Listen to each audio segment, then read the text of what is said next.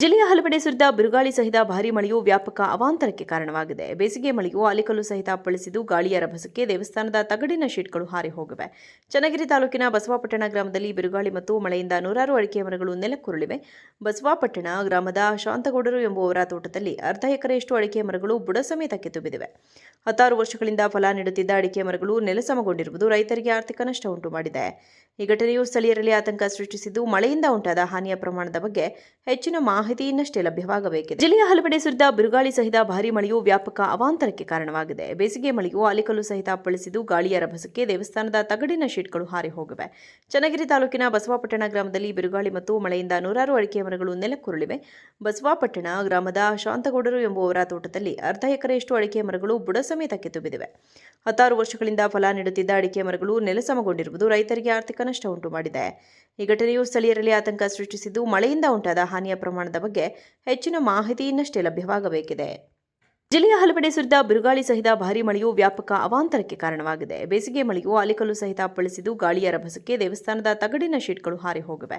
ಚನ್ನಗಿರಿ ತಾಲೂಕಿನ ಬಸವಾಪಟ್ಟಣ ಗ್ರಾಮದಲ್ಲಿ ಬಿರುಗಾಳಿ ಮತ್ತು ಮಳೆಯಿಂದ ನೂರಾರು ಅಡಿಕೆ ಮರಗಳು ನೆಲಕ್ಕುರುಳಿವೆ.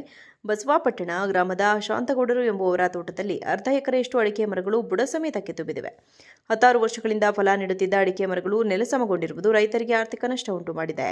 ಈ ಘಟನೆಯು ಸ್ಥಳೀಯರಲ್ಲಿ ಆತಂಕ ಸೃಷ್ಟಿಸಿದ್ದು, ಮಳೆಯಿಂದ ಉಂಟಾದ ಹಾನಿಯ ಪ್ರಮಾಣದ ಬಗ್ಗೆ ಹೆಚ್ಚಿನ ಮಾಹಿತಿ ಇನ್ನಷ್ಟೇ ಲಭ್ಯವಾಗಬೇಕಿದೆ.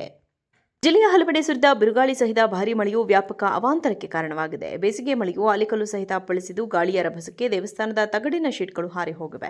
ಚನ್ನಗಿರಿ ತಾಲೂಕಿನ ಬಸವಾಪಟ್ಟಣ ಗ್ರಾಮದಲ್ಲಿ ಬಿರುಗಾಳಿ ಮತ್ತು ಮಳೆಯಿಂದ ನೂರಾರು ಅಡಿಕೆ ಮರಗಳು ನೆಲಕ್ಕುರುಳಿವೆ. ಬಸವಾಪಟ್ಟಣ ಗ್ರಾಮದ ಶಾಂತಗೌಡರು ಎಂಬುವವರ ತೋಟದಲ್ಲಿ ಅರ್ಧ ಎಕರೆಯಷ್ಟು ಅಡಿಕೆ ಮರಗಳು ಬುಡ ಸಮೇತ ಕಿತ್ತು ಬಿದ್ದಿವೆ. 16 ವರ್ಷಗಳಿಂದ ಫಲ ನೀಡುತ್ತಿದ್ದ ಅಡಿಕೆ ಮರಗಳು ನೆಲಸಮಗೊಂಡಿರುವುದು ರೈತರಿಗೆ ಆರ್ಥಿಕ ನಷ್ಟ ಉಂಟು ಮಾಡಿದೆ. ಈ ಘಟನೆಯು ಸ್ಥಳೀಯರಲ್ಲಿ ಆತಂಕ ಸೃಷ್ಟಿಸಿದ್ದು, ಮಳೆಯಿಂದ ಉಂಟಾದ ಹಾನಿಯ ಪ್ರಮಾಣದ ಬಗ್ಗೆ ಹೆಚ್ಚಿನ ಮಾಹಿತಿ ಇನ್ನಷ್ಟೇ ಲಭ್ಯವಾಗಬೇಕಿದೆ. ಜಿಲ್ಲೆಯ ಹಲವೆಡೆ ಸುರಿದ ಬಿರುಗಾಳಿ ಸಹಿತ ಭಾರೀ ಮಳೆಯು ವ್ಯಾಪಕ ಅವಾಂತರಕ್ಕೆ ಕಾರಣವಾಗಿದೆ. ಬೇಸಿಗೆ ಮಳೆಯು ಆಲಿಕಲ್ಲು ಸಹಿತ ಅಪ್ಪಳಿಸಿದ್ದು ಗಾಳಿಯ ರಭಸಕ್ಕೆ ದೇವಸ್ಥಾನದ ತಗಡಿನ ಶೀಟ್ಗಳು ಹಾರಿ ಹೋಗಿವೆ. ಚನ್ನಗಿರಿ ತಾಲೂಕಿನ ಬಸವಾಪಟ್ಟಣ ಗ್ರಾಮದಲ್ಲಿ ಬಿರುಗಾಳಿ ಮತ್ತು ಮಳೆಯಿಂದ ನೂರಾರು ಅಡಿಕೆ ಮರಗಳು ನೆಲಕ್ಕುರುಳಿವೆ. ಬಸವಾಪಟ್ಟಣ ಗ್ರಾಮದ ಶಾಂತಗೌಡರು ಎಂಬುವವರ ತೋಟದಲ್ಲಿ ಅರ್ಧ ಎಕರೆಯಷ್ಟು ಅಡಿಕೆ ಮರಗಳು ಬುಡ ಸಮೇತ ಕಿತ್ತು ಬಿದ್ದಿವೆ. 16 ವರ್ಷಗಳಿಂದ ಫಲ ನೀಡುತ್ತಿದ್ದ ಅಡಿಕೆ ಮರಗಳು ನೆಲಸಮಗೊಂಡಿರುವುದು ರೈತರಿಗೆ ಆರ್ಥಿಕ ನಷ್ಟ ಉಂಟು ಮಾಡಿದೆ. ಈ ಘಟನೆಯು ಸ್ಥಳೀಯರಲ್ಲಿ ಆತಂಕ ಸೃಷ್ಟಿಸಿದ್ದು, ಮಳೆಯಿಂದ ಉಂಟಾದ ಹಾನಿಯ ಪ್ರಮಾಣದ ಬಗ್ಗೆ ಹೆಚ್ಚಿನ ಮಾಹಿತಿ ಇನ್ನಷ್ಟೇ ಲಭ್ಯವಾಗಬೇಕಿದೆ. ಜಿಲ್ಲೆಯ ಹಲವೆಡೆ ಸುರಿದ ಬಿರುಗಾಳಿ ಸಹಿತ ಭಾರೀ ಮಳೆಯು ವ್ಯಾಪಕ ಅವಾಂತರಕ್ಕೆ ಕಾರಣವಾಗಿದೆ. ಬೇಸಿಗೆ ಮಳೆಯು ಆಲಿಕಲ್ಲು ಸಹಿತ ಅಪ್ಪಳಿಸಿದ್ದು ಗಾಳಿಯ ರಭಸಕ್ಕೆ ದೇವಸ್ಥಾನದ ತಗಡಿನ ಶೀಟ್ಗಳು ಹಾರಿ ಹೋಗಿವೆ. ಚನ್ನಗಿರಿ ತಾಲೂಕಿನ ಬಸವಾಪಟ್ಟಣ ಗ್ರಾಮದಲ್ಲಿ ಬಿರುಗಾಳಿ ಮತ್ತು ಮಳೆಯಿಂದ ನೂರಾರು ಅಡಿಕೆ ಮರಗಳು ನೆಲಕ್ಕುರುಳಿವೆ. ಬಸವಾಪಟ್ಟಣ ಗ್ರಾಮದ ಶಾಂತಗೌಡರು ಎಂಬುವವರ ತೋಟದಲ್ಲಿ ಅರ್ಧ ಎಕರೆಯಷ್ಟು ಅಡಿಕೆ ಮರಗಳು ಬುಡ ಸಮೇತ ಕಿತ್ತು ಬಿದ್ದಿವೆ.